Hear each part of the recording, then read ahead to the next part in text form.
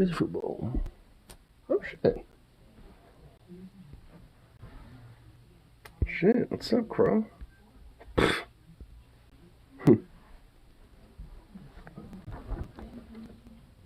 Oh.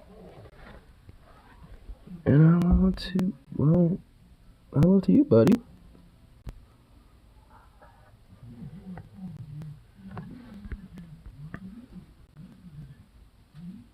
Are you fighting a squirrel right now, Crow? Oh my god, really? Oops.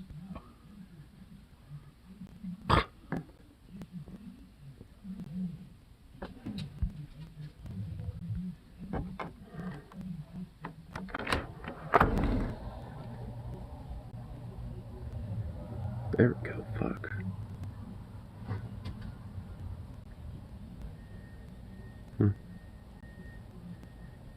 There we go. Oh, there they are.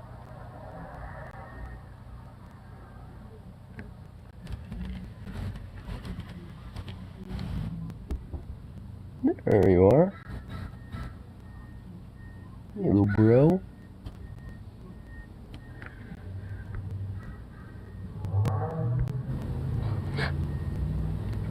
Just vibing. Dude, just vibing. Hell yeah, they got chocolate milk back. Oh, you talk about the kids who literally, like, protested their school by fourth grade students? Oh my god, that is awesome. Dude, those kids are based. Those kids are the heroes we need but don't deserve. That's too good. I can't believe those war criminals, like, whoever thought that was a good idea needs to be tried at The Hague and then executed publicly in the streets. Like, they're a criminal beyond recognition. Like, even the crimes of... Okay, I was about to go a little, a little darker than that, never mind. I was about to be like, the crimes of Hitler don't even compare to the crimes of revoking chocolate milk to the kids, but nah, I can't do that. I just can't do that. That's a little too edgy, even for me. Zukov, you're being a jerk. Why do you keep fucking headbutting me, by the way? Chocolate milk's the best part of this lunch of school. Yeah. That's why you fucking get it. And I forgot my charger, remember. So I have to go back in there. That's always smart. Fucking son of a bitch, bro! Get dunked on, motherfucker. God! In my way all the time. I don't mind you following me, but... gee, okay, can you not be like 2 inches from me? Oh my god.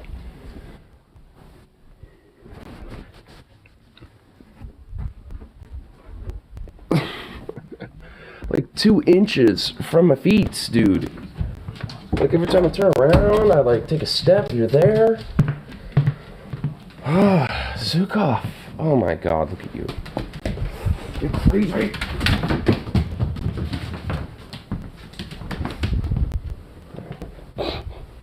Come on, get in there.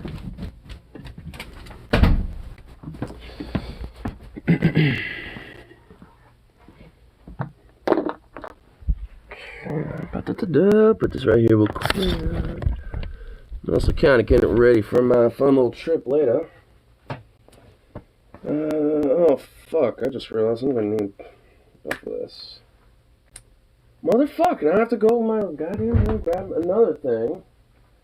So I guess I'll do that real quick. Again. Come on.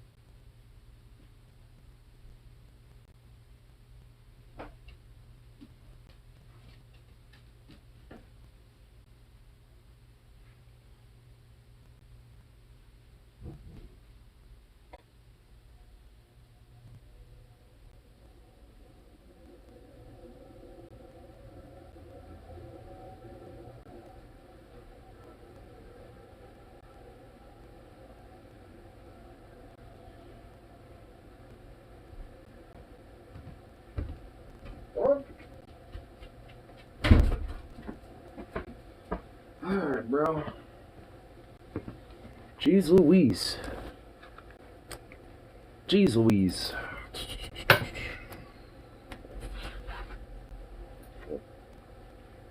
Wrong way.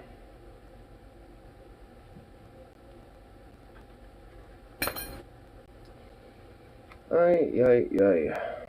Little Zukov. What are you doing over there, huh? What are you doing over there? You're pretty.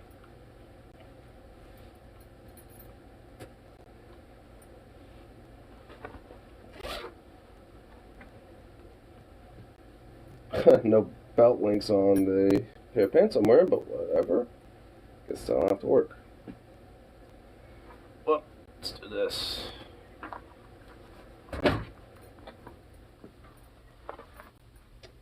Well, let's have it wrapped there.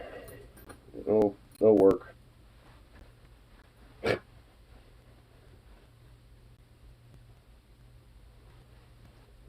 Okay.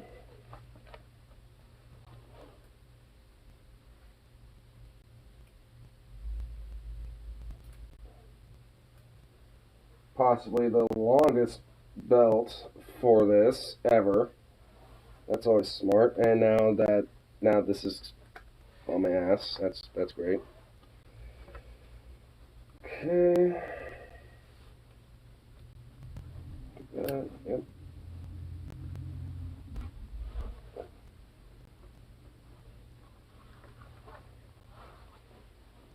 So, yep. Then we can flip that like that, and there we go. Cool.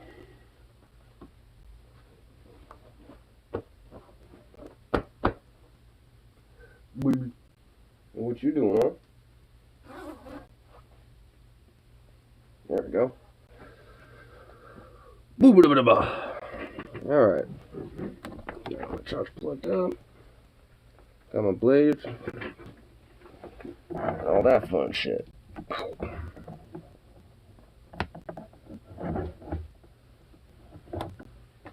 Hey, Zukov. Enough with your fucking scavenging. You gotta stop that. Yeah? Yeah? You gotta stop that. You gotta stop your absurdness and absurdity. It's ridiculous. My goodness. Move. I'll move. I want to make sure of some things, y'all. At least with this bad boy.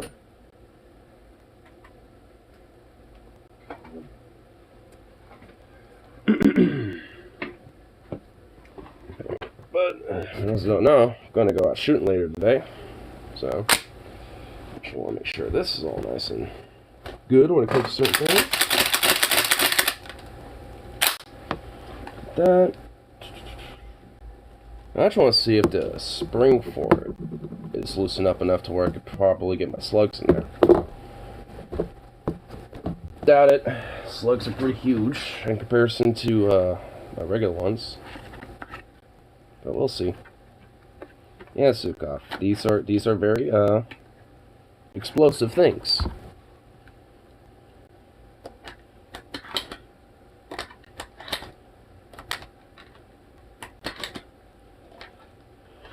Alright, I can fit 4. Now the last one. Oh my god, you serious?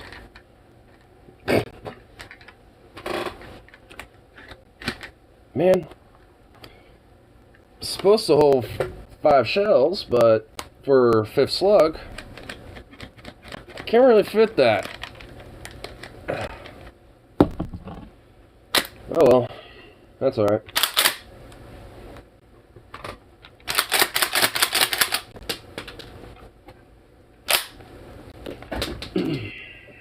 That right there. Oh, dropping shells. That's always great. Just dropping my shells everywhere. Oh, so smart. Where'd the other one go?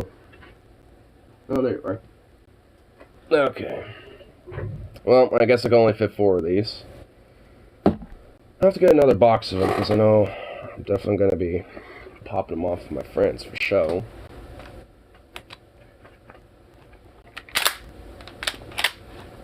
How does it look like in the barrel? Realize what I was about to do, not a smart move. Better to look at it down below like that. In fact, if I want to look at the barrel, what am I doing? I can just take it off. I can just take the barrel off instead.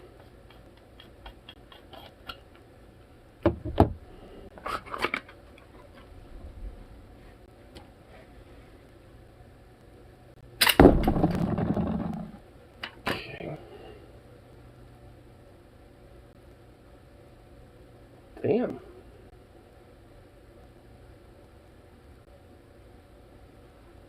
Oh, no, actually, pretty clean barrel.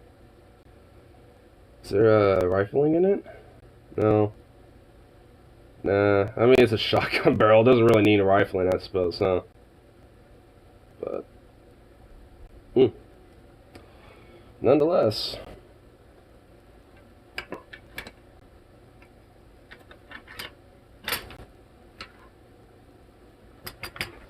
Okay. This part's always fun.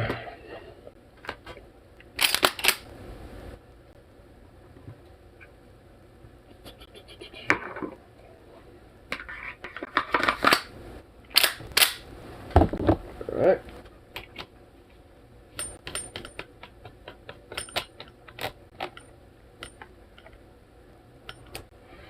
Cool.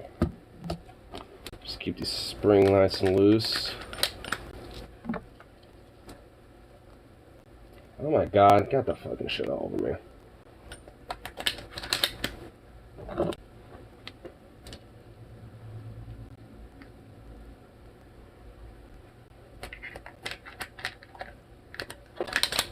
There we go. Alright, put that back.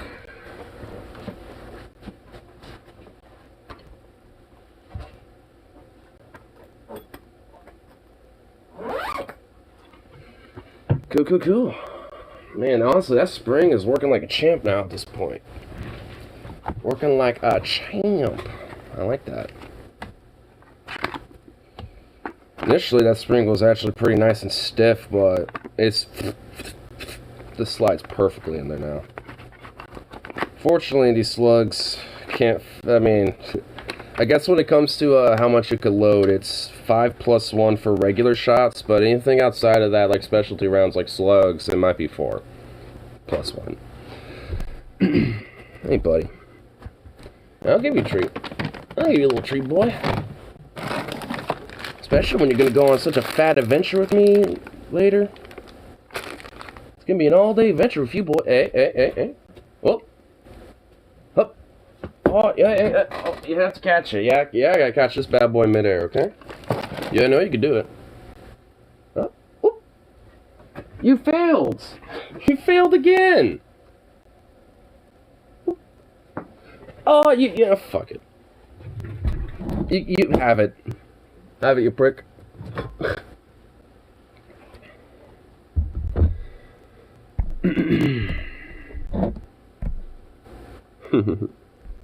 That's sweet little buppo. It's too much of a cute pup. Yeah. That was a cool time here. Since I got nothing better to do in the meantime. Because I'm not going to be leaving until around 2 o'clock anyway, as it stands. And, or at least more or less like 1:30-ish, maybe. But probably not. Dad's still totally asleep, so. If anything, it's more or less having to wait on his ass right now until, further notice, so. At least until he walks through that garage, waking up and starting to do all that shit, I'm going to be like, hey. Chilling here, but as soon as I see you, we get fucking dressed next. Because I'm pretty much ready at this point. Got my blade, because I might need that. Need some more melons, some more ammo, and just the homies, and that's about it. Pretty much everything else is ready to go. Got about 50 shells at the moment, and they're all speaking my name. They're speaking my name to go boom boom. To just make some teens of boom booms.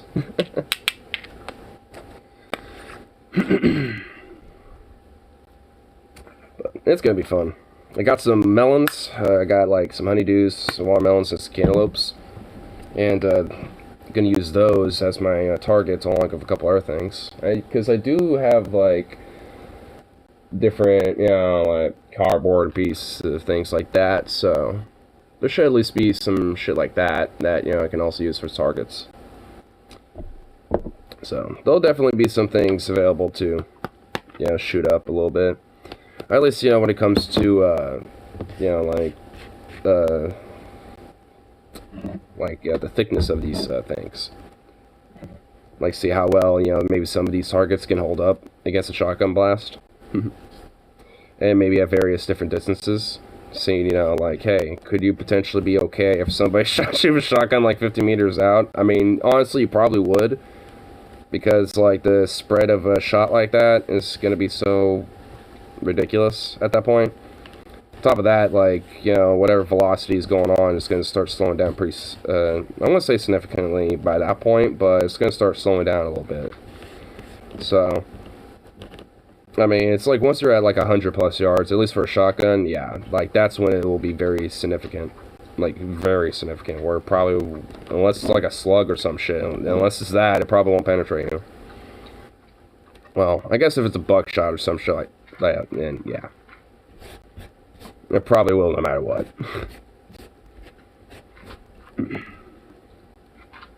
But no, shotguns are best used for, the close quarters element of its weaponry. But that just makes the boom booms just that much more fun. Get nice big continuous boom boom. I'm actually wondering how fast the fire rate is on that thing. It is semi-automatic, so it's about as fast as you pull the trigger, but I'm wondering, like, how fast can it keep itself up? Like, what's the FPS if it was technically an automatic? Like, if the mechanism was reconverted to so it can carry shotgun shell magazines and insert it in there, like, how fast would that FPS be for the fire rate?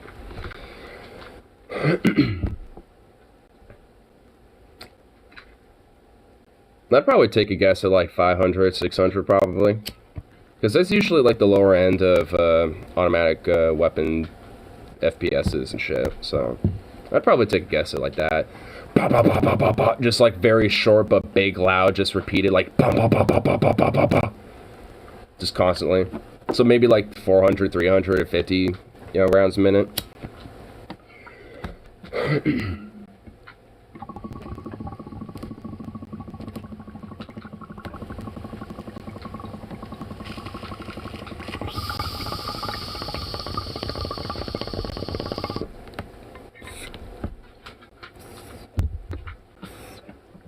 I guess it would be like the AA-12. Whatever the fire rate for the AA-12 is.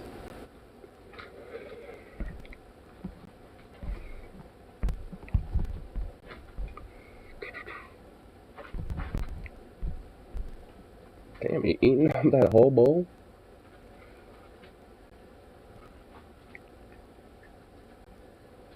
Hungry this morning.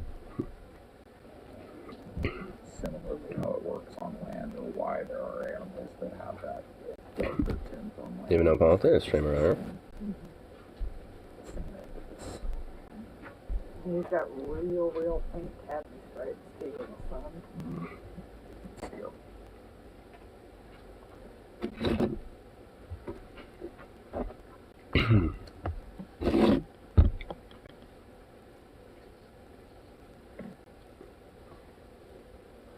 Not so much you, Dobie. You too salt and peppery, though. Just see that you're rusty, though. You're a little bit of rust. That's more of a spit, though. Just a little here.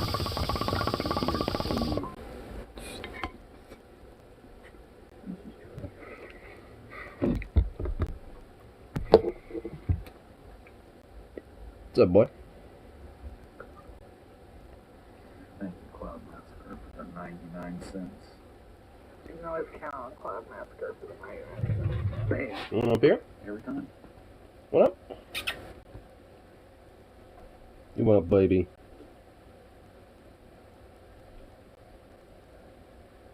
Morning stream. Kind of, yes, yeah.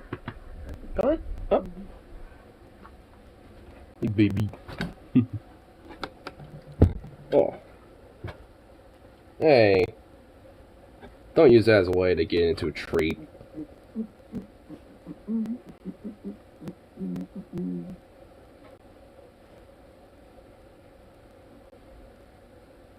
Who's a good boy?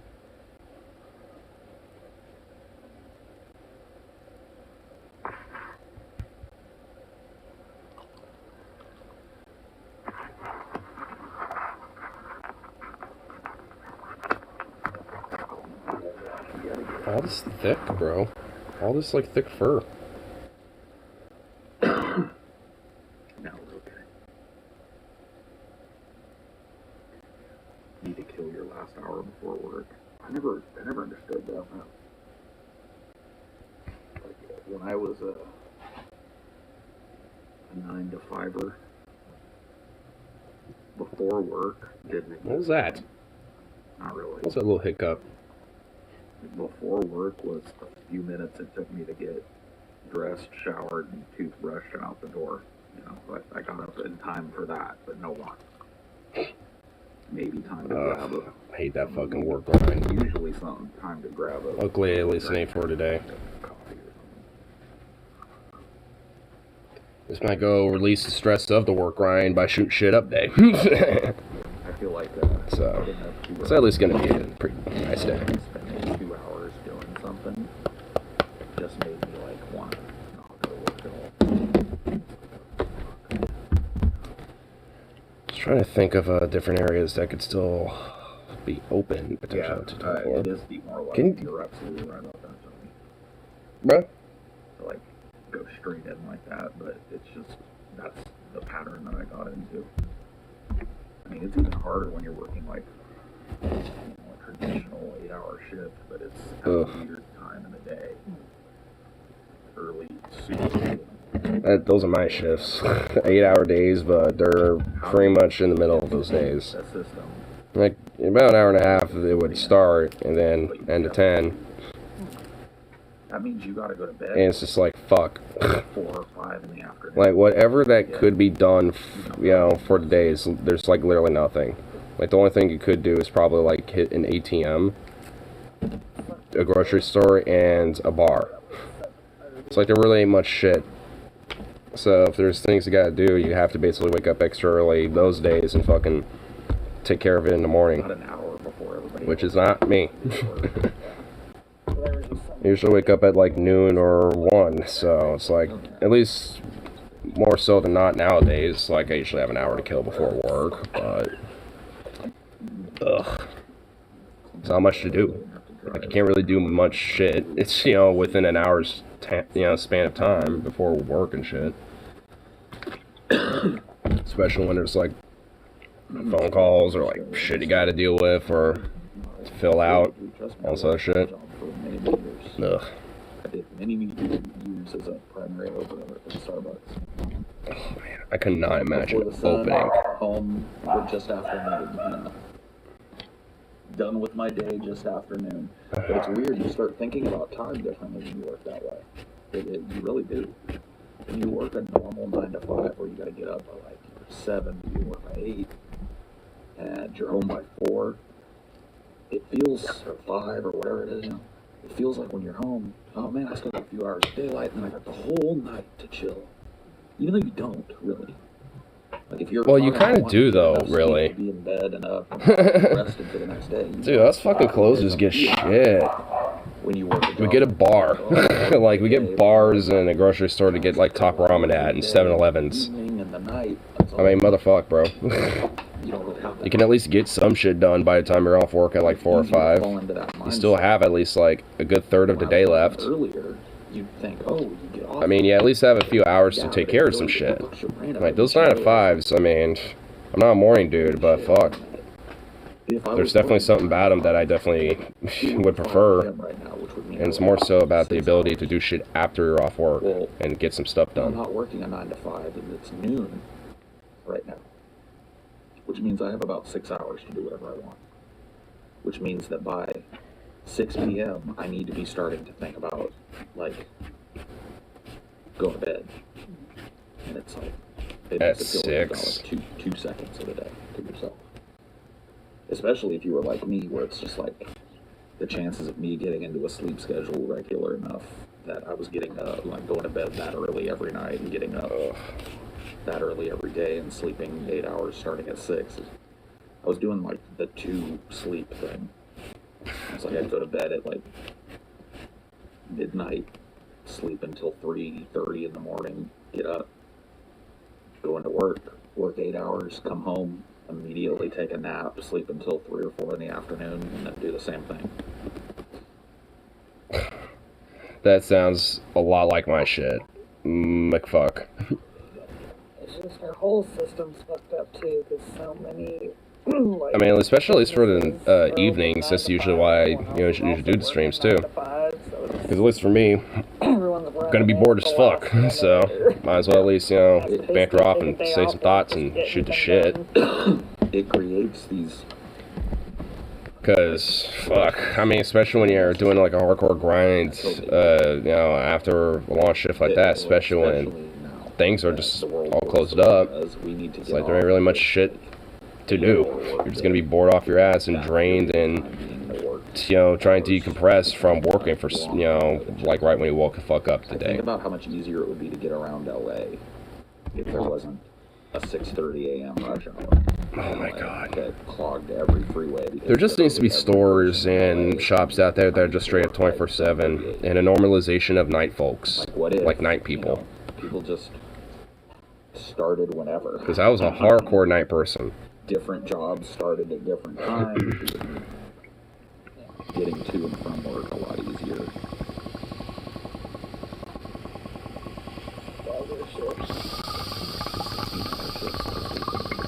3-day breaks. I mean, yeah, that's nice, the 3-day breaks and stuff, but dude, 16-hour shift. A 16-hour shift? That should just be criminal. Yeah, it's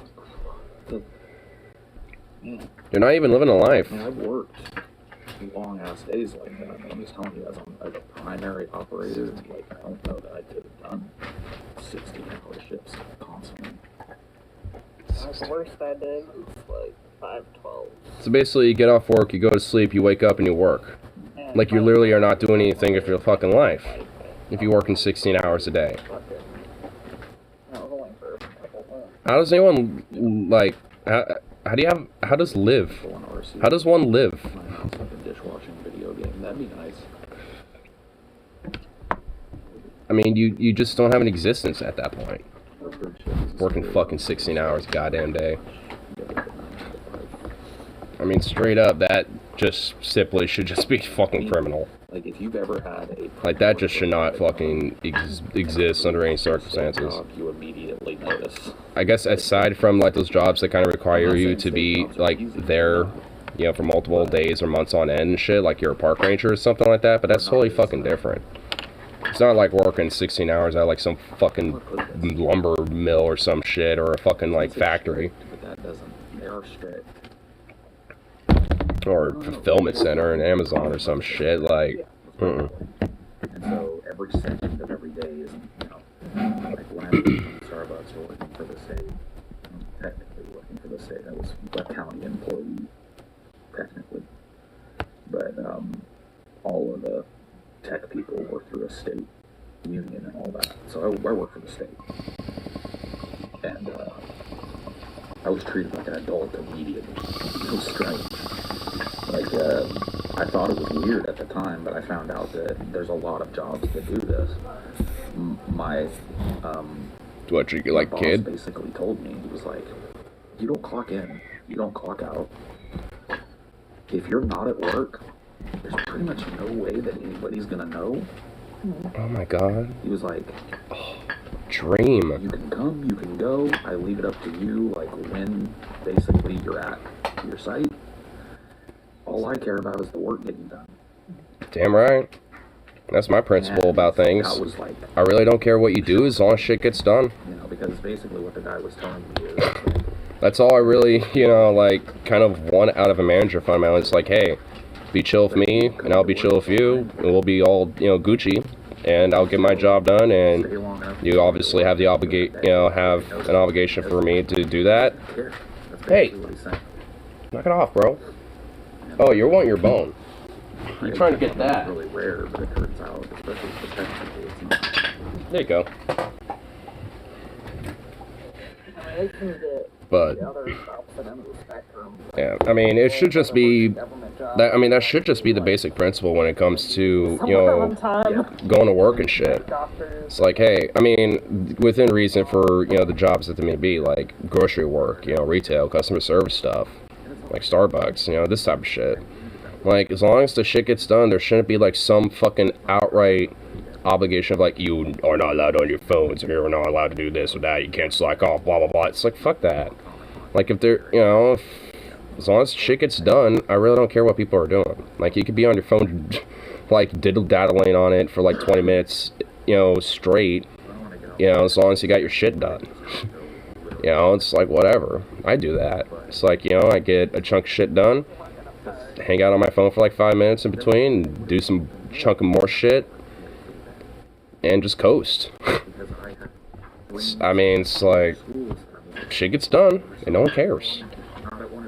Hell, sometimes the fucking actual, like, store managers will walk around and happen to see us, and we'll notice that we're kind of, caught up and all that shit. Might see us, on our phone or whatever, and they won't care then. They do if there's shit that needs to be done, but outside of that, we're not much else to do aside from maybe, like, stock some stuff occasionally, maybe, or face some things out on, like, the floor. Outside of those stuff, they're not going to care. Just be like, hey, looks like this area over here might need some facing. And you're on your phone and like, oh, okay. Just put it down for a sec, go over there, face, go. You're done like within a minute. Go back to your phone, diddle dial a little more. Wait for a customer. I mean, some days, at least when it comes to working at, grocery stores, it can be pretty chill like that. Pretty similar to Paul's Starbucks environment. The only way they'd know is if you had an emergency at every site and weren't responding. Yeah, or you were just like. Yeah, that pretty much be the only time somebody would notice if you're not doing your job, if it has that type of principle where it's like, yeah, as long as you get your shit done, I don't care. Show up, when you want, do whatever you want, as long as shit gets done. Level, keep it under control, So it was very easy because if I had a doctor's appointment or something later in the day, I didn't have to tell anybody. Just get to work a little early, get my work done, and leave at 3 instead of 4, or 4 instead of 5, or whatever it was. Yep, pretty much. Microsoft teachers, once again, they had no clue. Like, I'm not a dude that's supposed to be in one little office area all day, every day on their site. I'm a dude that's there when he's there. And so they would have absolutely no way of knowing that I was coming in late or leaving early, other than, well, I haven't seen Paul in like 12 days. Man, I wish my job was like that. I mean, it could, hypothetically, if we were actually properly staffed. And we had actual, like, people. Because if there happens to be, like, somebody that's a little late or doesn't show up that day, then it's not a major concern. It won't be, like, a hiccup overall. 80% of the teaching staff, and I was I wish. 80% of the teaching staff. That'd be so nice. So I would get there earlier, most days, than most of the teachers, and I would leave later than most of the teachers. It was kind of a double-edged sword in that way, too, because, like, you were basing it on getting your work done, rather than being able to, like, put it to bed, like, oh, shift's over, whatever's not done has to be done tomorrow. You were like, I'm gonna stay and finish this. Or I'll take it home and work remotely. That happened a lot, too. I'm going to end my work day so that I can go home and work, get on Apple Remote Desktop, and fix a bunch of shit that I didn't get to. Oh my fucking god, fuck that. So, ugh, gross. I mean, I kind of have to do that shit too sometimes, honestly. Just fucking, when it comes to like having to like call up the uni about work shit. It was just very strange. Talk to my manager about stuff. The profit. About things that's going on at work or whatever the fuck. I would have showed up even 5, 10 minutes late. I'm not even like in any managerial position at all. I would have been fired. I just kind of have the seniority of just like of one basically to some extent, where it's like, yeah, Sort of Damocles hanging over my head. Sort of just 5 minutes late, or if I came kind of like the pretty much like if no manager is actually at my department, I'm the guy in charge, basically. Like honestly, at this point. Like, the managers aren't there, I'm the head. Have that sometimes because It's like, oof. you didn't want to miss a day or half. But I end up being really chill about it, because, like, I have the principle, as long as shit gets done, I don't really care what y'all do. Fucking Starbucks where it was I mean, hell, if you feel like you need to close early to make sure shit gets done, then alright. You know, like especially. I mean, it's like, hey, if it's like 4:30 and you want to close the meat counter, do 5:30. Wait a little bit. But, you know, close some other shit up, make sure, you know, you got a lot of it all taken care of and out of the way, but, you know, don't like, you know, I just tell them don't totally do it, because there probably will be some customers, you know, coming up, and they'll probably be pissed if you do that, so at least have one thing open, you know, so you can at least help people still. Whatever it is that I'm Shit like that. today on the back end to make it up.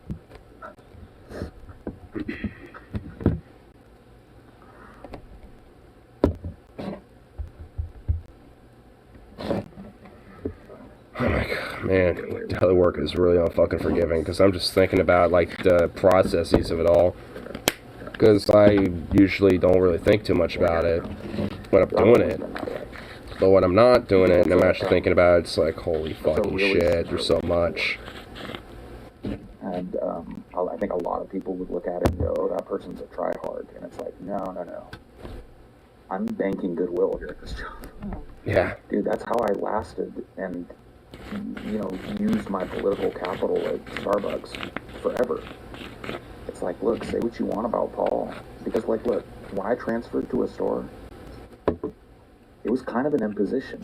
Because I made more than everybody else at the store. Except for maybe the straight-up manager. Well, I wasn't that. Made more than everybody else at the store because I'd been with the company for so long and gotten the repeated merit increases and stuff. And so... Wish our company did that. But... when people well, at Starbucks, I mean, say what you want about them and their hardcore anti-union shit. I mean, I think there's a reason why they do try to do that, because they have this look and veneer of like, look, we have good stuff, good benefits, good pay, merit boosts and increase over time. You don't need a union. Stop doing that. I mean, it's just like, I see why they're doing it, because, you know, to some extent, considering the job that it is a little better in comparison to anything else. Just like a robot at the bar. You put my ass there. But it ain't no fucking different. Take my breaks.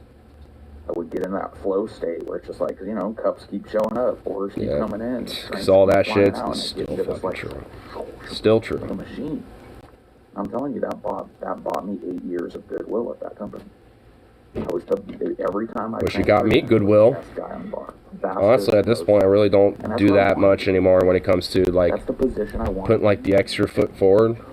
At this point, I just, you know, put my 2 feet where they are, and I just do what's needed, and that's it. A lot of people... Like, I used to actually put my, you know, foot forward a little bit, and, you know, try to kind of take the extra step and extra onuses, you know, to do some shit, but at this point...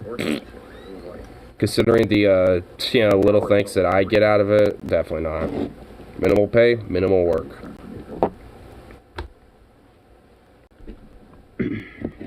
I mean, that's how I think about it. I mean, that's why, especially, I might slack off hella. You know, despite making sure my shit gets done. Because instead of maybe using that time to get a little extra and go one step further, you know, with clean stuff, I'm not getting paid enough for that. Maybe at one point. But really, ever since the pandemic, it's just basically been fucking shit. Aside from the first, like, 2 or 3 months of the pandemic because of the hazard pay, but that expired long ago.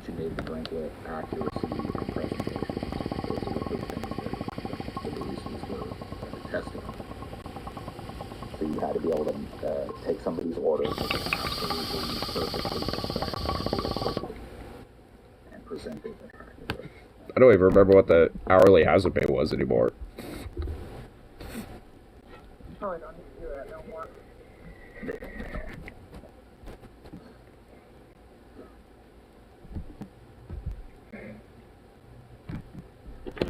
I think it was like 17 something. It's good being indispensable. You can get stuck if they don't want to leave you. Oh yeah, like especially if you have like disabilities that go in the same way. Actually, a little sweaty. For Hey! They can't anyway, or they shouldn't be able to. What? They can make excuses. I guess that's true. Sunglasses. Yeah. I just wish I had like something to block that. What was that bark about, huh? Kissing sun. Shining right on the phone.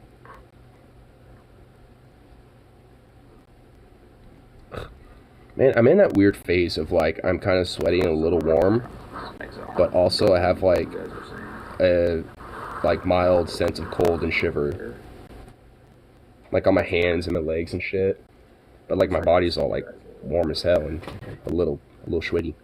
It's like, what the fuck? I hate it. I hate that feeling, dude. Because then you just get like this surface level of cold, but your interior is all warm and it just feels awkward. It's like, ugh. More strife, dealing with customers, dealing with corporate, taking responsibility for useless travel bugs. You look at it that way. I didn't. I had a different Sukov. on it. And I think that both are valid, honestly. Oh, thank you. I don't want to be manager personally. Make her pay increases for more strife, dealing with customers, No, I think dealing with both- corporate, I and think taking both of those responsibility for all the perspectives useless are chuckle valid. fucks. Oh my god. You avoid the Guy in Paul's chat is so true. the expectation That's why I'm, of despite working the Saver for 6 years, no way in fucking hell am I being management. and your No. expectations of you not only get greater, but they compound because there are certain things you don't think of that they don't think of that end up being your purview as a manager. Yep. That so- too. I look. I mean, there was actually one of my buddies who was one of the PIC managers and shit. He stepped down from that because he was basically getting blamed and pinned responsibility for bullshit that literally just is not his fucking job at all, and was not getting paid extra for any of it, and was told to like without like pretty much the same day on shifts, like, hey, you have to stay, until everything's done, blah, blah, blah, and all this other bullshit. It's like, he was like, fuck that, fuck you, fuck no. Like, I'm not doing that. Like, nope. And, yeah, he stepped down from it, and now he's, doing, I think, like, self-checkout now at this point, where he's, over there now, and kind of has, a little bit, like, so from what I understand, like, self-checkout basically is just kind of like the catch-all where you do some managerial things, but you're mostly just kind of chilling over at the self-checkout area. So, all in all, looks like it's a lot more of an easier gig. But, I mean, when it comes to at least having to deal with, the massive bullshit from corporate and then from, customers too, and everything else in between, yeah, fuck that. Will it work? The manager. Why is that? Because it's the manager's job to make sure people don't get in trouble. Yep. Who's not getting bitched at work? The manager. So I gravitated towards that, and it was more than meager, bro. Like, it was $1. I think my raise when I went from barista to shift supervisor was $1 an hour. And when it came to like the increased amount of responsibility on me, was it worth $1 an hour, more than $1 an hour? Yeah. But when it came to the decreased amount of angst that I had to deal with because when I was there, I was the boss. It's kind of hard to have an asshole boss when you're on shift, you're the boss. True. I was the asshole boss, basically. You become the asshole boss. Like, if you're a really good I mean, manager, luckily, at least for the my standard department managers, they're actually chill as fuck. higher now. Like, that's the new I mean, manager. at least for our main manager, she does what she can.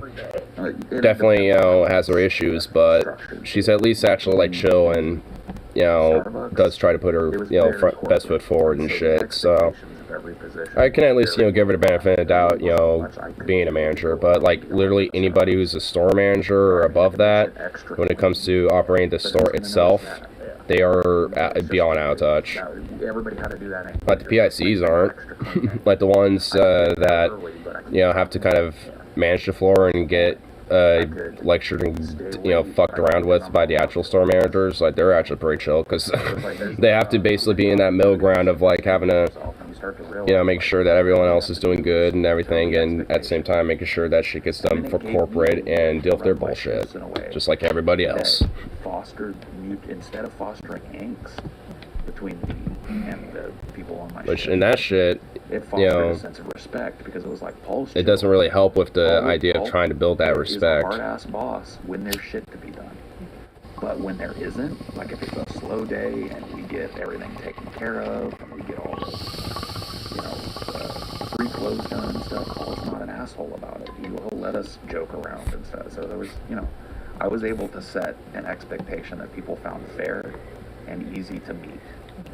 And thus, I wasn't like a boss that anybody hated. In fact, everybody loved working on my shift because they knew. Well, that ain't being an asshole boss. They met their expectations. I wasn't gonna be up their ass. I mean, honestly, just having some basic expectations and shit for a job like that, and have some standards, is not a bad thing. At the time we were supposed to get out of there, I was a happy camper. It's like tough love type of stuff. It's like, hey, as long as you get shit done, it's gonna be loving. Just think about it, dude. Still gonna be loving, but if you're not doing your shit, it's gonna be tough. And you're feeling okay. Because, you know, it's like, I know that you can do better, and I expect a little better from that. Because you know what you have to face there. If you're an Amazon worker, you have to go get packages. You know what I mean? It's not going to be any different than any other day as far as the expectations from you as a laborer. But what's going to ruin your day? Your manager being in a shit mood. Yep. Saying something mean to you, or, you know, overhearing your manager shit talking you, or whatever it is. Or at least in retail, maybe even customers too. And so for me, I was just like, well, fuck it. If I can be that, then I don't have to be that to other people. And then there's really nobody being that to me. And it made the job that so that's why when I tell you I worked at Starbucks for 8 years, that's how I did it. You know, that's how I lasted at a job that, you know, most people don't work for longer than a year or two when they're in college. How they avoided people hating managers at Amazon. They give you a new manager every 6 months. I mean, honestly, I still would not be manager, at least even an assistant, just because there's all sorts of other bullshit I need to deal with, like inventory, you know, ordering things, all this other bullshit, having to show up, you know, hella fucking early, sleeping hella early. It's just, like, a lot of it's just not me. Constantly, dude, turnover's gonna go through the roof. Because every couple of weeks you got some new asshole with some new expectations, some new bug up his ass or her ass. But yeah, it's like for, I'd say a year, I just didn't even bother trying to figure out who my manager was because they changed so much. I mean, it's kind of nice that you were distant enough to where you weren't, you know, you had at least the autonomy to not really care who your manager was most of the time. Yeah. I mean, in a smaller setting where it's like 5 people on shift, 4 people during a rush, that manager is up your butthole. Yeah. No matter what. Even if he's a good manager like me, he's up your butt. I mean, honestly, there's definitely, even the store managers, when they're doing their rounds and shit, they'll be up on our ass, and it's annoying. Sounds like the coolest boss ever. No. Like, honestly, being a cool boss was not what I was shooting for. There's a whole thing. If you're gonna be a manager, or whatever the fuck, you need to know what you're getting into. You cannot be like ultra super friends with your people. That doesn't mean you can't be friendly with your employees, but you can't be their friend. The moment you're their friend, the whole structure of it falls apart. So there ends up being a compromise at that point. When I worked at Starbucks, dude, it was rare for me. Because if you end up being like a really good buddy with, you know, somebody that's supposed to be one of your underlings, then you might be able to cut them a little slack and shit. Have a social, instead of actually, you know, treating them more fairly, like, you know, with all the other workers. So. Because I found that it made it harder for me to be their manager. And so I just made the choice, like, I'm not gonna, my friend group isn't here. I have my friend group, and this is my work group. And like I said, that wasn't like, being friends and being friendly is 2 different things. You know, you gotta understand. I was always friendly with people to a point. But I never let people think that, oh, man, yeah, Paul's my friend, so he's gonna let me slide this week and have everybody else picking up my slack because Paul's my friend. No, bro. You're on the spot with me. I know the expectations, and especially if you're somebody that's been here a long time, so do you. And I'm here to make sure those expectations are enforced, man. So get to work. No shit. And it's how it should be. It's like when you're, get to work, when you're here, and once things are done, got time to kill, it's whatever. I mean, that's how it should be. That's how I enact my, type of job. I also had a very direct way of being a manager. I didn't. At least when it comes to, like, trying to close a department down, I look at it in, like, different sections. When it comes to the department. So, at least when it comes to the back, there's basically two areas. Like, the main kitchen, like, fire prep area, and then, like, the, actual, sink, dishwashing, main room area in the back. Pretty much, like, two little sections, and they're pretty easy. Oh, shit, but simple enough. So usually I just start with the kitchen prep sink area and the fryer area, and just get that shit done and out of the way by, like, 6 or 7. And, by that time, all I have to do is grease trap, and then just mop up over there, and that's it. So I can just let that, let the grease trap cool down and chill for a couple hours, and once everything's all closed up and soaking, then I can take that all apart, start mopping in the fryer area while I'm doing the other half of the back, and then that entire area is done. Once that's all, once it's all said and done. For the front, it's same thing. Only there's a meat counter, a sandwich bar, a salad bar, and the hot cases. So it's like sandwich bar, meat counter first, salads are next, China cases after that, then our hot case. So it's like once certain chunks are done, and we still got some time to kill before we have to do everything else, then I guess you'd say you can coast it up, chill, slack off for a little. Racial division or anything like that. Just depended on the day. Just like those, like, quote unquote, like, low skilled jobs, you're gonna get a little bit of everyone. Yeah. They can't afford to be racist. I've never had racism in the workplace specifically, but I've had racist customers. I can't control that. I'm sure there were some. And usually they're told to get the fuck out once they start being racist. Or whatever. There was actually like a group. There was actually like 2 people, like a couple, that came in with like some neo-Nazi sweatshirts or something, and they weren't doing anything, they were just looking at some food, ordering some stuff, and checking out like anybody else, and left. They just had those on, so flaunting their racism, but not saying anything. And I didn't help them, but somebody else did, and I was just like, that was kind of, I kind of went to my coworker like, when I get there. did you really want to help him? And he's like, no. But I just kind of did anyway because it looked like they weren't going to leave. So, and they weren't really doing anything, so we can't just tell them to leave. So, we kind of, there wasn't really anything we could really do about it, I guess. So, whatever. Fuck that trend. And they don't last long. But, all in all, it's just like, yeah. I mean, when it comes to customers, yeah, definitely. And there was one time where some dude, called one of our employees like a monkey or some shit, and and that employee went the fuck off on him. I think I just showed up, and I finished washing my hands, and I happened to look over, and I was seeing him. It's like, you seen that racist shit? It's not cool, bro. You need to get the fuck out of here, and all this shit. And some other customer behind the racist guy even started going off on him too, and the racist dude just left right after that. It's like, you know what, whatever, I'm out, just left, and everyone was just kind of like, good, and I just kind of like went, well, okay, like I guess the racist got just like roasted and left. All right. Nice. So I remember showing up that day to work with a pleasant little mood and feeling a little jolly, having to see that. Perfect timing. So that made me jolly that day. I think about it every now and then because it still makes me kind of jolly. I think that probably is the best way to put it. I thought it was like racist graffiti in the bathroom, which is so weird. Like, racist graffiti in bathrooms. Yes. The answer to that question is yes. There's still 10. But yeah, see, that type of stuff. If you work at those bigger places, there tend to be people that group off by race that have these racial proclivities against other races, and I never really. You have to work too closely with people in a 5-man retail team. Yeah. My experience, I say I work. There's a lot more camaraderie, I think, when it comes to working in such a small team like that. Especially, retail environments that same thing for a deli. You work in a fucking big. It's also why I think I love listening to Paul talk about his experiences with Starbucks and shit, because of how so similar they are to my work right now.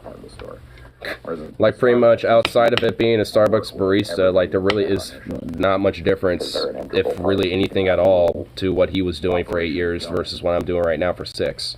So it kind of forces it just, like, man, all of it rings true. Camaraderie, and that helps too, because I think it's easier for people to get shit. I mean, because there's because honestly, when it comes to a lot of coworkers I talk about and shit, referentially here, like, when it comes to some of their political leanings, regardless, there's always this sense of camaraderie. Where it's like, yeah, we're all kind of the little guys here, and, we all end up getting fucked while, the rich keep getting richer. I mean, that mentality is pretty much across the board, within at least our little department. For the most part. I'm sure not everyone necessarily feels the exact same way, but all in all, that type of sentiment is pretty true.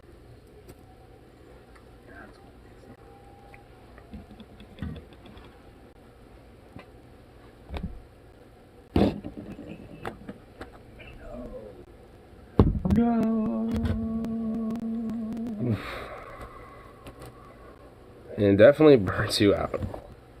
Definitely does.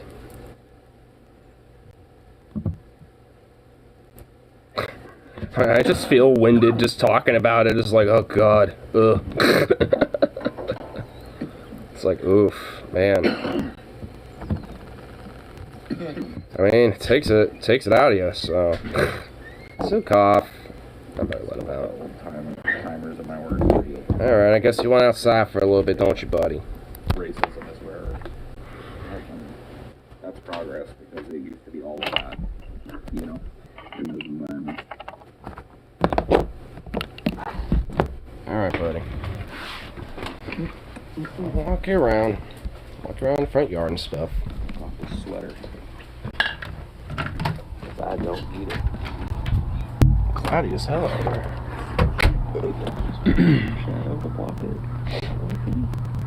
Why did you leave Starbucks? I got a better opportunity. I started to, I had different excuses then, but the truth of the matter was I was just burning out. You can, Yeah.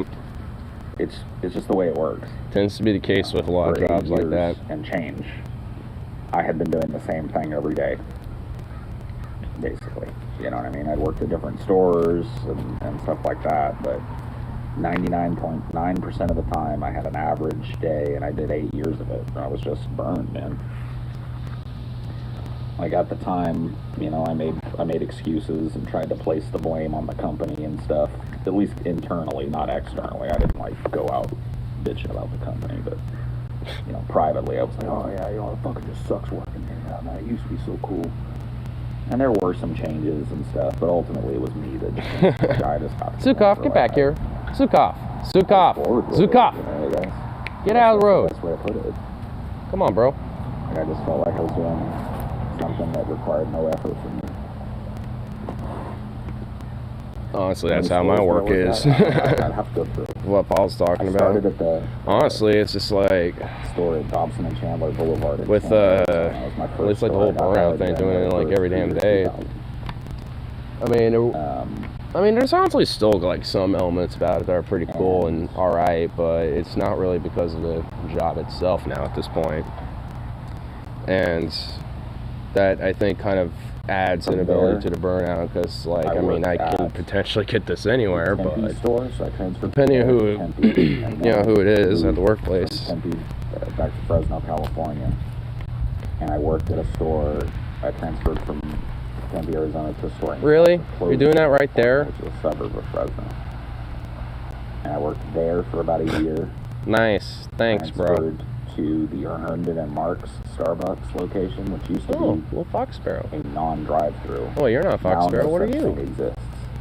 that's a crazy fact about Starbucks. Tiny little is bird. that about Little plump little 7 guy. or 8 years ago, Starbucks stopped making non-drive-through freestanding Starbucks locations and started retrofitting every location that they could. So there were still a few Starbucks that are built in such a way as they can't be drive-throughs, but Starbucks has not broken ground on construction on a non-drive-through property anywhere since, I think it was like 2014. We're gonna make room. Yeah, we're making room. So I worked at a non-drive-through Starbucks at Herndon and Marks. Clean that car out for today. For probably 3 years I was there. Come on, bud. Come on, sweet boy. I don't know, I'd have to do the math. I worked there, and then I was transferred when the new store on... What's that store? What are you doing? Hey. It's like, I can't remember the cross streets, but that's the one that I finished at. So I guess 5 stores would be the answer. Man, is he just doing his rounds everywhere? I went to other stores, but I didn't work there long term. I used to be a guy that they would send to help smooth the opening of new stores.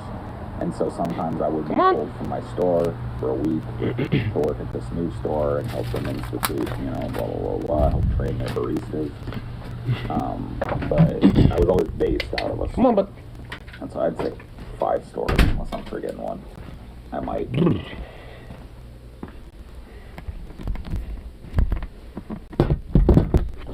Chilly out there.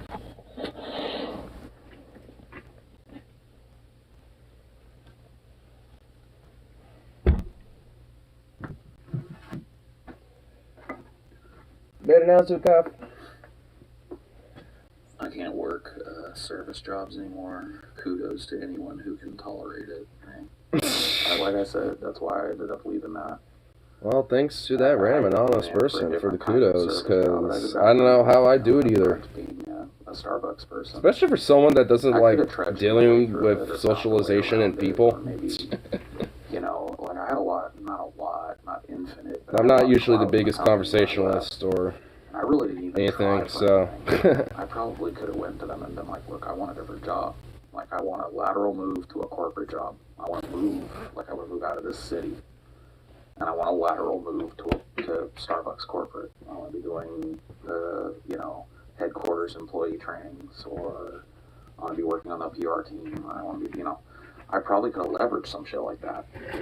Like I said, I built up quite a bit of. I mean, hell, I probably could, but nope. I'm never going to be working in corporate with a bunch of soulless little fucking stuff suit shit bags. No way in hell. I didn't want to do that. It's like I could have the leverage for that, but nope. I work the company. So I'd rather, use that leverage, moving up in the union versus that. And honestly, all in all, I feel like I actually, could and would have some leverage from that. The customer who's a veteran, who saw Bob in North Korea. I mean, that's dude, what was his name? Irwin was a trip, man. But it's actually a good illustration of my philosophy as a worker for that company, because to me, the less problematic a customer is, the easier my day goes, and so it was worth the investment. Yep. So Irwin was a guy who's a crabby old man, dude. Like point blank. He was just a dude that Definitely have a lot of customers that can be kind of dicks, but super fond of. It wasn't like grouchy. Ultra rude. Definitely makes the work a little less and easier. Very particular about his drink, and he quickly kind of gained the reputation for being this curmudgeon that really just wanted to bitch, complain. There's actually a dude at work that comes every Sunday around between actually this time 1:30ish to 2:30ish. And deals every Sunday, and basically he always gets the same stuff every time. And he's very, very, very, very, very particular about how he wants it done. Like, he wants it all flat out, and, when sliced up instead of just kind of bundled up and shit. He also wants it, cut at a very specific type of thickness. And, you know, and wants a certain amount, like, you know, very, very, very specific shit. And for quite a while, like, a lot of people will keep fucking up in one way or another with that shit. And after a certain point, you know, it's like, I always ended up helping them a little bit, and I, you know, would kind of get a little bit like, oh my god, this is annoying. But after a while, I realized, it was kind of breaking it down in my mind, like, you know what, this actually ain't that bad. So over the course of, like, you know, a couple of months, I started working on Irwin, and in fact, I told everybody at that store. That's pretty much why I did the exact same thing for this guy. Because what happened was, after a certain point, I actually was really thinking, like, alright, how do you really want it specifically done up and stuff? And I would just, like, really think about, you know, like, his routine. And realize, oh, it's actually not even that bad or even as complicated as it seems. And once I was able to kind of tell everyone else, like, hey, it's actually not that complicated. It's just this type of stuff. Pretty simple. And eventually, he actually became one of our more favorite customers, you know, shortly after that. Because, you know, and everyone was able to kind of get, you know, what he wanted and all that type of shit. I mean, he still had, you know, people he'd prefer versus others, you know, when it came to getting it done, but nonetheless. It actually ended up becoming, you know, just like a dude that we all kind of got to know and like after a certain point. So. And so I just told myself, like, I had my break, and I usually went out there and did the same shit. At least for me, I definitely feel like I played a role in it. So I was like, screw it, I'm going to ask if I can sit with the dude. And I did. I walked up to him and I said, hey, mind if I just take a seat here? And he kind of looked out and over his paper issue. Alright, you can sit down if you want. And that first couple of days that I did, I started making it a point to sit with him. We didn't really talk much. It was just kind of like perfunctory, cursory, kind of, you know, semi-polite, like hello stuff. But as I did that with him, he started to, like, ask me questions. How long you been doing this job? I tell him. Got any, you know, he's a very surly guy. Got any ambitions outside of this? I tell him. And then, you know, me opening up a little bit about myself led him to start opening up about himself. And I find out that this dude is like a dad joke factory. Not even joking, man. Dad joke factory? He knows a ton. And nobody would have ever thought, right? You're talking about a dude that could rattle off a dad joke? This dude knew them all, man. And oh my god. Awesome. I found that out because he was telling me, you know, it had gotten to the point where we had a rapport, and I asked him about himself. You know, I felt comfortable, you know, because he picked my brain. You know, he's always asking, what's it like to work here? What do you think about this? What do you think about this person? What do you think about this coffee? Well, what do you think about this change? Why you worked here so long? Well, so I felt like, you know, I'd been open enough about my own ambitions and personal life and could, you know, ask this guy some stuff, and I started to do it. And what I found out about the guy was that his wife had died some time ago. He was kind of a bachelor, living by himself. He lived far away from his kids. I could tell that he was kind of estranged from his kids. He would talk about that sometimes. He was a Korean War vet. He was wounded. He had a Purple Heart in Korea for being wounded in a battle. And he saw, he loved the jokes. The reason I found out he loved jokes was because he was this huge... And like how initially at the beginning of this guy, Irwin, he was a major curmudgeon asshole, but it's just a dad joke factory. Back in the 40s, the 50s... Just kind of had it rough. 60s, Bob Hope was one of the biggest names in America. Fan of Bob Hope. This kind of stand-up, clean comic. And they would do these USO shows. Bob Hope was famous for this. In fact, maybe I'm wrong about this, but I think Bob Hope was instrumental in, like, creating the functional USO as it exists today in terms of, like, having these celebrities show up to fly over to these war theaters and give the soldiers a little taste of home with some American humor or music or whatever. And so he saw Bob Hope a couple of times while he was in Korea. And I could tell by how much he talked about it. United Service Organizations. Hat on him. And it wasn't long before he started telling me jokes, and they were the corniest dad jokes, and he loved it. He wasn't even really going for a laugh. He was a true dad joke technician, you know. he loved the groan and the eye roll and the, oh my god, he would laugh. That was what made him laugh, was putting people in that position. And so he started doing that, and that was it, dude. It was like the floodgates came open. Like all of a sudden, he started printing out jokes for me. And when I saw him in the morning, instead of that sour look of like, I bet you're gonna miss my drink, that Erwin was gone. You know what I mean? He every once in a while, Steve Gaspar. I love it. I love those turnaround stories with customers sometimes. That's what I appreciate about customer service work, is these type of stories. The front of the line, pay for his drink, and then come over to the bar where I was working so he could slip me a dad joke. Slips of dad jokes. That he printed out off his computer. That's awesome, dude. And so I started collecting them. And then he started giving them to other people because the legend of the Erwin dad joke obviously spread, because I would show them to other people. And so I started collecting them, and we had this binder back there, so I hole punched a bunch of them, and we had this Erwin dad joke binder that people would literally go to on their breaks if they were feeling all salty and sour. Start going for that. That's so cool. I love it. So anyway, it just goes to show you that, like, there are assholes out there.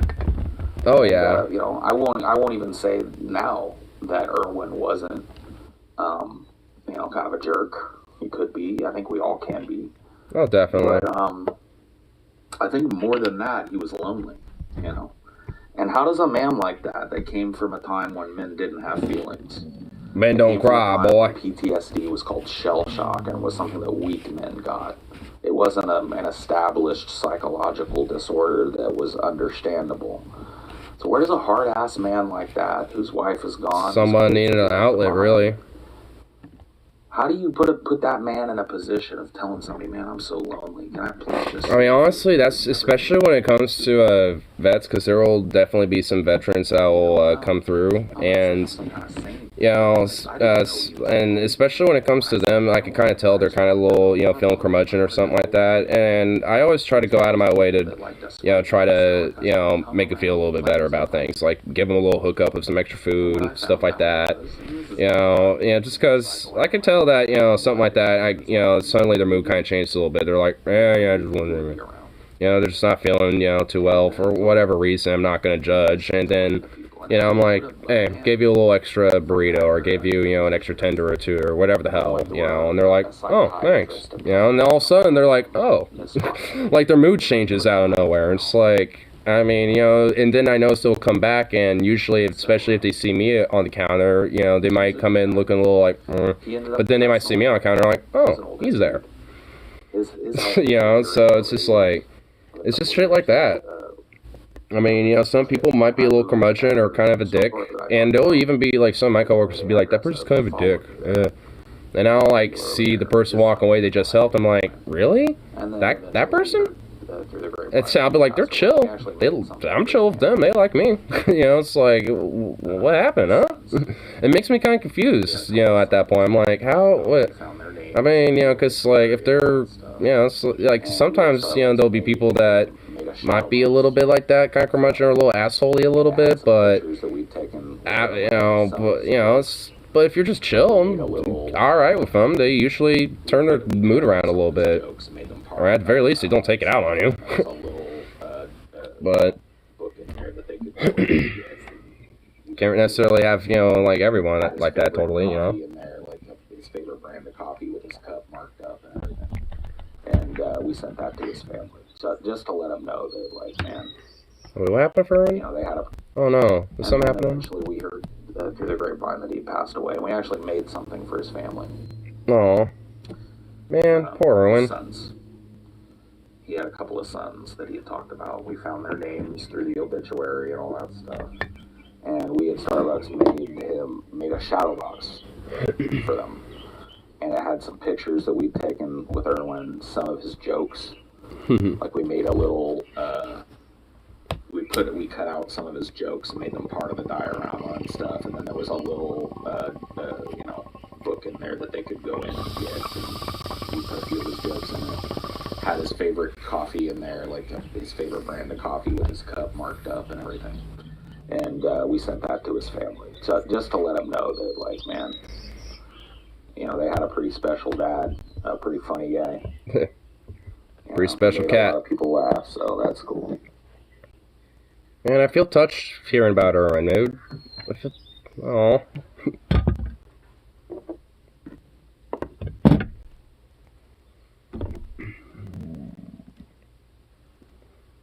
You know, because I don't even know if they knew that Erwin was somebody. The Erwin that they knew was more than likely a very stoic military man type of guy, and he was always that. He didn't stop being that, but you know what I mean. Definitely had a sense of being that way. Had this mischievous side to him. That's always something about, you know, some of the more stern, hard-ass type of people. Really like, brought a smile to his usually, face. like, especially if some of the people I've met, you know, my times working, you know, We loved him. I've always, you know, been able to kind of turn some of them around a little bit to where they're a little bit more chill. Family wasn't aware of. There's actually this one dude who wears like this bucket hat all the time. Or at least he has like a few of them actually. He'll wear different ones. I tend to agree with Sometimes he doesn't, but usually he does. But he will be kind of a curmudgeon a little bit, but it's mainly because like he gets salads all the time, and our salads usually have some juice in them and shit. You know, like the juices that, you know, eventually kind of build up, you know, and come down at the bottom of it, at the bottom of the salad. And, you know, like, he'll be like, avoid the juices and all that. You know, it's like, and honestly, it's actually a pretty easy, simple little quest. It's like, alright, just kind of skim from the top of it. Pretty simple. And, you know, for a lot of people, they just are like, I'm just gonna scoop it, whatever, and they're like, and he would just be like, yo, can you not get so much of the juice? You know, but obviously be kind of a curmudgeon and a dick about it, but honestly, it's just like, hey, you know, just be chill, kind of skim from it a little bit. And eventually actually end up being pretty cool, and every now and then, you know, we'll crack jokes occasionally and shit. Still comes in every now and then. Yeah, what's up, Dogan?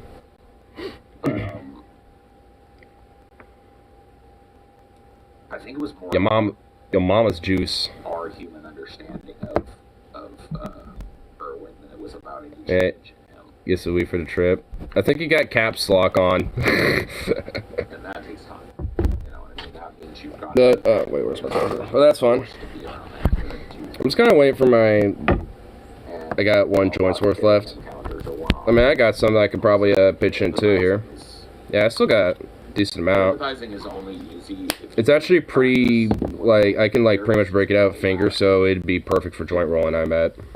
and he was So I can grab a, you know, probably a joint's worth from that. radical. Probably grab, like, what, like another quarter? And, Make another couple out of it. invited me to be one as well. I tried to work on that. I don't know that I would say that I'm a true practitioner of radical empathy, but the idea of radical Plus, Tyler was texting me saying, it sounds very simple, but it's he was actually saying very that, complex. Break it down into its he was component parts. probably going to get off work around 2. Situations that are So I'm thinking we could probably just swing by and pick him up instead of having him probably come by over here. baseline humanity to every single And, human and last time I being. checked, my dad was still sleeping, so I'm just kind of killing time right now.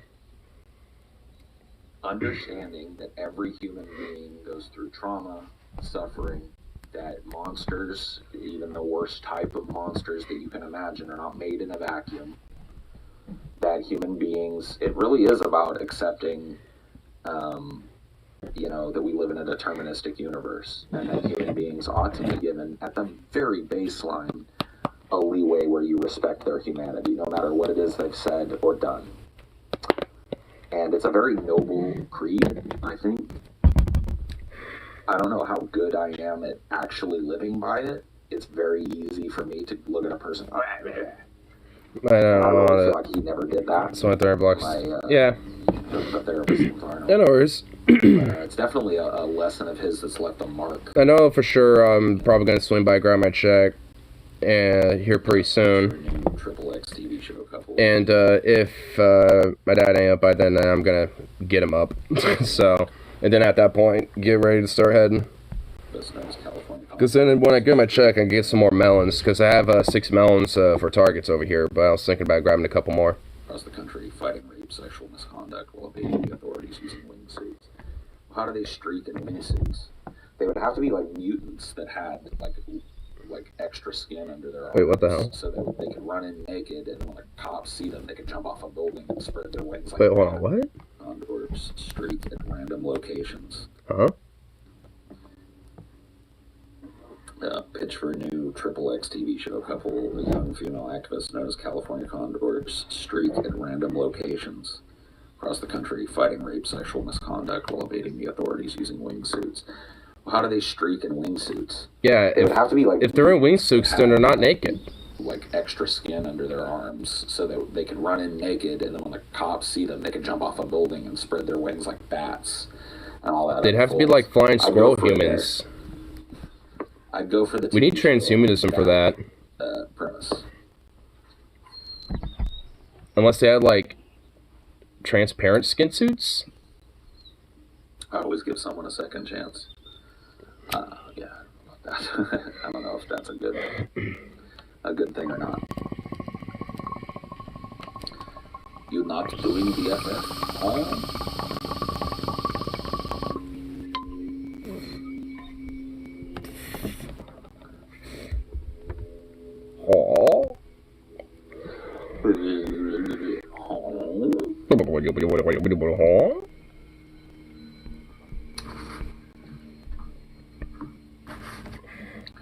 Transparent skin suit, fighting, sexual misconduct and rapists, dude. How much can you empathize with people Let's go. who are completely different psychologically, or have a completely different psychology to you? Well, I think, I don't know if this is the full answer to that question, but I think that you can study psychology. Even on a layman level, if you can understand some interesting psychological precepts that are true across the board in humanity, it can give you a window to empathy for somebody that has a completely different psychological makeup from you, has a different culture from you, has a different way of dealing with people than you. It's basically just trying to to being able to empathize with those people. Put yourself in their shoes type of thing. Sympathize. You can be very different from a person. Like, you take a look, like, the story I just told about Irwin. He and I probably functionally couldn't have been two more different people. I don't really care for dad jokes. I'm not a military person. I don't have a family. You know what I mean? Like, a extended family beyond my wife and my dogs. Or dog and cat. I think of Cricket as another dog sometimes. A weird dog. My cat is sometimes like a dog. Cricket's more like a dog sometimes. They're an odd couple. Like Zukov and Bandit. No, but like, I never had like... Bandit really does act more like a dog sometimes than not. And then Zukov acts more like it. Like, Zukov is literally acting like a cat. He's curled up in a ball like a cat. He's sleeping like a cat. His tail is even curled around like a cat. Like, he's full cat mode. From somebody. It requires work. If you really want to understand a person, you've got to expose yourself to the uncomfortability of their differences. Yep. And I feel like I'm pretty good at that. That's definitely one thing about trying to best understand other people, and really just different things, is to just kind of let yourself be uncomfortable, kind of expose yourself to the uncomfortability of it. Never seemed to be mean to At least the initial uncomfortability that may come from it. It's kind of pretty much like how I initially got myself exposed when it came to the issues of like transgenderism and non-binary and things like that. Was just exposing myself. And just let myself be more open-minded and kind of putting down like, hey, let me kind of put myself in the other foot. Let me ask some questions about this. Let me see what let me look further into it. And eventually I realized it comes with a better understanding and an actual sense of empathy to knowing and understanding what they might be going through given those circumstances. A lot of things I think can come off as asshole-ish from me.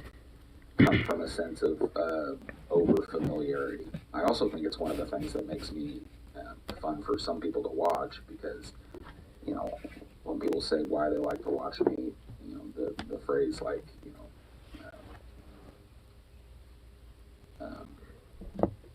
salty pulp. Is that what you're thinking of? No, I'm just thinking like, when people are talking nicely about me, they'll say that I'm like down to earth, not so much down to earth. It's just easy and affable to get along with. Yep. And fun to watch. And I think a lot of that comes from the fact that I'm open. Relatable to listen to for sure, especially when it comes to his past work When it experiences. comes to I don't know. I do have a mean streak. That's for absolute certain. And I think that could be a useful tool to have in your hip pocket. We all do. I definitely do. Meanness comes with angst, and angst is usually not what I'm looking for. And sometimes that angst is built on fear.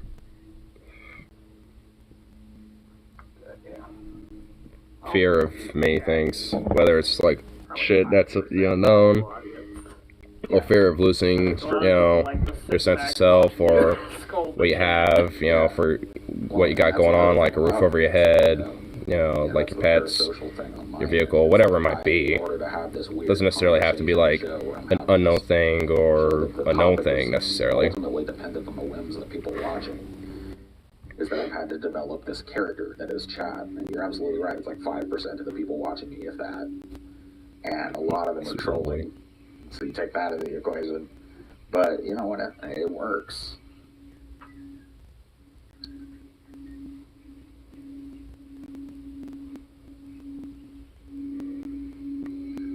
Oh, I just thought about a random target that I can use for shooting later.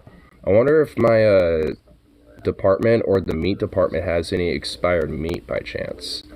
Because if I can get like a hunk, like a chub, we can use that as a target too. Typically, I try to avoid. Sweet. But on onion nuggets, I watch them. What time is it? That's actually 1:40 right now.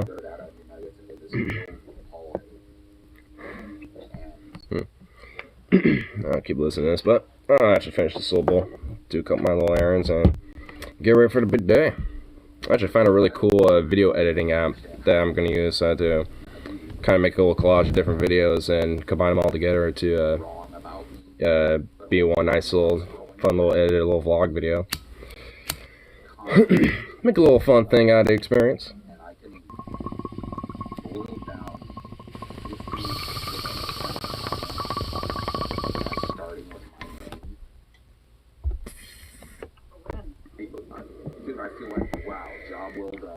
But anyway, The worst thing that can I'll call good, but be back around later tonight.